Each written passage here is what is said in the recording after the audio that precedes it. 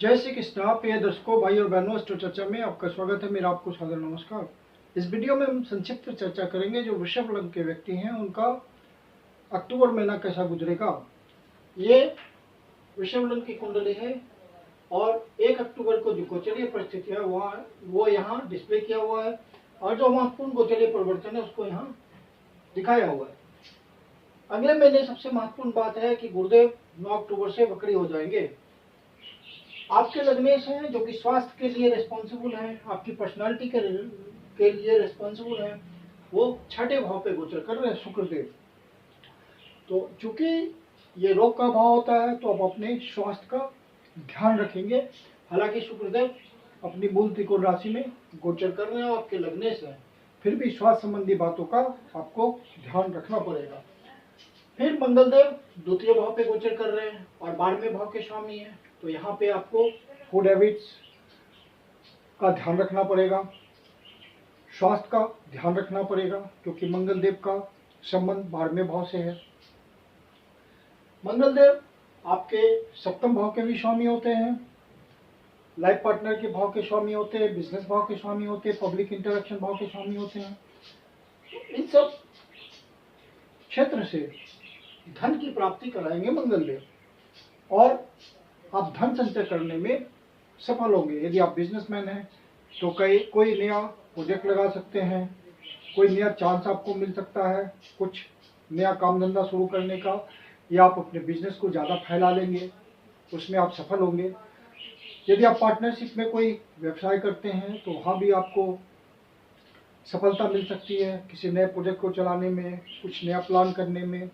Public interaction में रह करके आप कोई काम करते हैं, मतलब आप धन कमाते हैं पब्लिक इंटरेक्शन से ही, जनता के बीच के रह के कमाते हैं, तो आपको ये इन सब स्फेयर से धन संचय करने में मदद मिलेगी। आपका उत्साह रहेगा इन सब बातों के प्रति। फिर तृतीय भाव के स्वामी है चंद्रदेव, और चंद्रदेव का गोचर हर 2.25 दिन में बदल जाता है, राशि परिवर्तन करते हैं हर 2.25 दिन में। तो इनका फल हम मासिक फल में इंक्लूड नहीं करते, लेकिन आपके ओरिजिनल लेटर चार्ट में यदि चंद्रदेव की स्थिति मजबूत होगी तो आपको हर भाव का अच्छा फल मिलेगा। वो 1 महीने में हर राशि का चक्कर लगा लेते हैं। आपके चतुर्थ भाव शुभ भाव के स्वामी सूर्यदेव जो कि 5वें भाव पे गोचर कर रहे हैं, तो केंद्र का त्रिकोण से संबंध बन रहा है जो कि अपने आप में एक जबरदस्त राजयोग होता है। तो सूर्यदेव आपको अच्छा फल देंगे, आप सुख की प्राप्ति करेंगे, अपने आय के साधनों से अच्छी आय की प्राप्ति होगी आपको, क्योंकि सूर्यदेव लक्ष्मी स्थान में गोचर कर रहे हैं। जो भी किसी कला के क्षेत्र से जुड़े हुए हैं, पेंटिंग से जुड़े हुए हैं, आर्टिजनशिप से जुड़े हुए हैं, थिएटरशिप से जुड़े हुए हैं, डांसिंग से जुड़े हुए हैं, सिंगिंग से जुड़े हुए हैं, किसी भी तरह के कला के क्षेत्र से जुड़े हुए हैं, तो उनको धन ज़्यादा कमाने का अवसर मिलेगा, जिससे उनको सुख की प्राप्ति होगी। सुख के नए साधन वो खरीद सकते हैं। कोई कन्वेंस के लिए वो पहले से कोशिश कर रहे हैं वाहन खरीदने के लिए, तो उन्हें सफलता मिल सकती है। जो स्पेकुलेशन के क्षेत्र में है वो भी सावधानी से स्पेकुलेशन करेंगे तो उनको सफलता मिल सकती है। फिर सूर्यदेव यहाँ से निकल करके 17 तारीख को तुला राशि में प्रवेश करेंगे, तो ये सूर्यदेव 6ठे भाव में गोचर करेंगे, फिर तुला राशि में गोचर करेंगे। तो स्वास्थ्य संबंधी बातों का फिर से ध्यान रखना है आपको, अर्थात इस महीने में आपको अपने हेल्थ मैटर्स का ध्यान रखना है। यदि सीनियर सिटीजन्स हैं तो मेडिटेशन, योगा, एक्सरसाइज, इन सब बातों के थ्रू अपने आप को फिट रखना है। केतुदेव आपके 5वें भाव पे गोचर कर रहे हैं, तो 5वें भाव के विषयों के प्रति आपको केयरफुल रहना है, संतान के व्यवहार के प्रति केयरफुल रहना है। जो छात्र पढ़ाई लिखाई करते हैं उनको भी अपनी पढ़ाई के प्रति गंभीरता से सोचना है, गंभीरता से पढ़ना है रिजल्ट लेने के लिए। बुध देव 5वें भाव पे गोचर कर रहे हैं और अपनी ही उच्च की राशि में गोचर कर रहे हैं, तो इनका फल अच्छा है और ये द्वितीय भाव के स्वामी होते हैं। तो पूर्ण पुण्यत के थ्रू आपको बुध देव धन देंगे, अर्थात जिस भी क्षेत्र में आप होंगे उन क्षेत्रों में आपको नए अवसर मिलेंगे और अच्छे धन की प्राप्ति होगी। बुध देव फिर यहाँ से निकल करके 10 तारीख को तुला राशि में प्रवेश करेंगे, छठे भाव पे गोचर करेंगे। और फिर आपको अपने फैमिली मैटर्स का ध्यान रखना पड़ेगा। परिवार के सदस्यों के साथ तालमेल बना के चलना पड़ेगा, माता पिता के साथ तालमेल बना के चलना पड़ेगा, कुटुंबजनों के साथ तालमेल बना के चलना पड़ेगा। किसी से वाद विवाद में नहीं उलझना है, अनावश्यक कोर्ट कचहरी का मामला नहीं करना है। फिर बुधदेव यहाँ से निकल करके 29 तारीख को वृश्चिक राशि में प्रवेश करेंगे, सप्तम भाव पे गोचर करेंगे, तो फिर स्थिति थोड़ी बेहतर होगी। मंगलदेव आपके द्वितीय भाव पे 20 तारीख के पहले गोचर कर रहे, फिर यहाँ से निकल करके तृतीय भाव पे गोचर करेंगे। तो यहाँ जो आप प्रयास करेंगे उस प्रयास में आप वृद्धि कर देंगे तो आपको रिजल्ट मिलने लगेगा। आप अपने प्रयास से, अपने उद्यम से, रिस्क फैक्टर से आप नए अवसर की प्राप्ति करेंगे।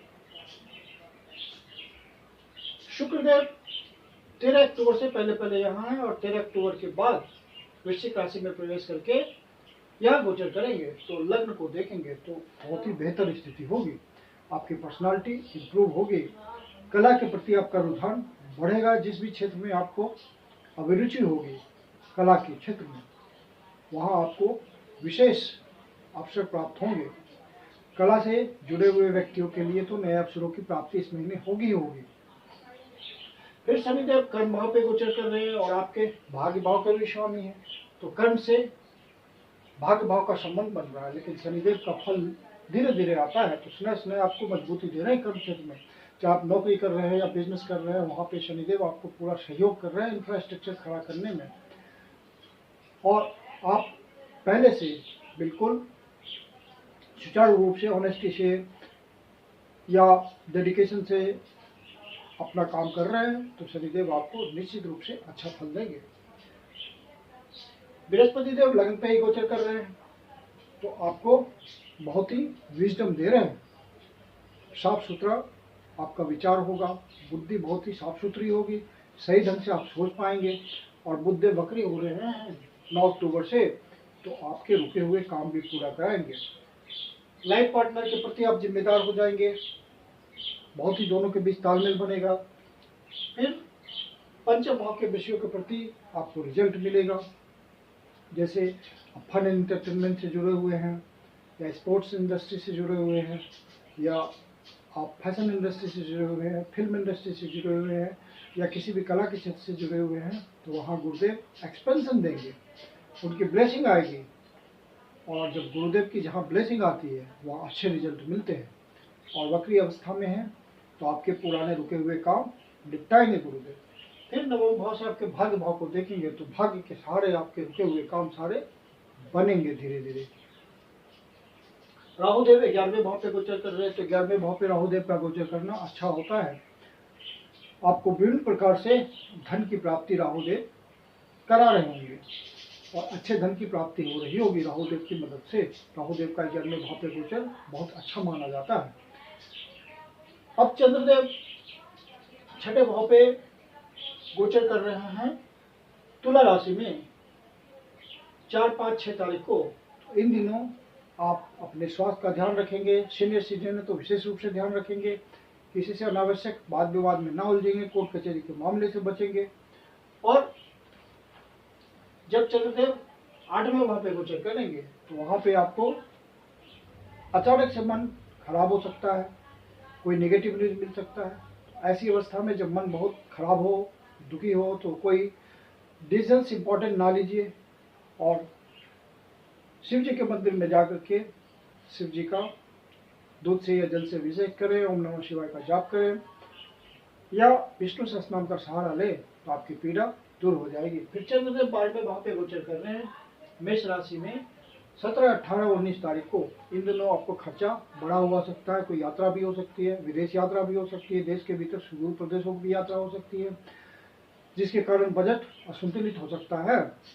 कोई इन्वेस्टमेंट भी आप कर सकते हैं, तो इस बात का ध्यान रखिएगा कि बजट असंतुलित ना हो जाए। मैं कुंदन में आप लोग का हार्दिक स्वागत करता हूँ। यदि आपके जीवन की कोई समस्या हो जिसका समाधान आप हमसे चाहते हैं तो पर्सनल कंसल्टेशन ले सकते हैं। मेरी अपनी कंसल्टेशन शुल्क होती है। कंसल्टेशन के लिए आप बुकिंग कर सकते हैं। बुकिंग के लिए व्हाट्सएप नंबर है 9891644517। धन्यवाद।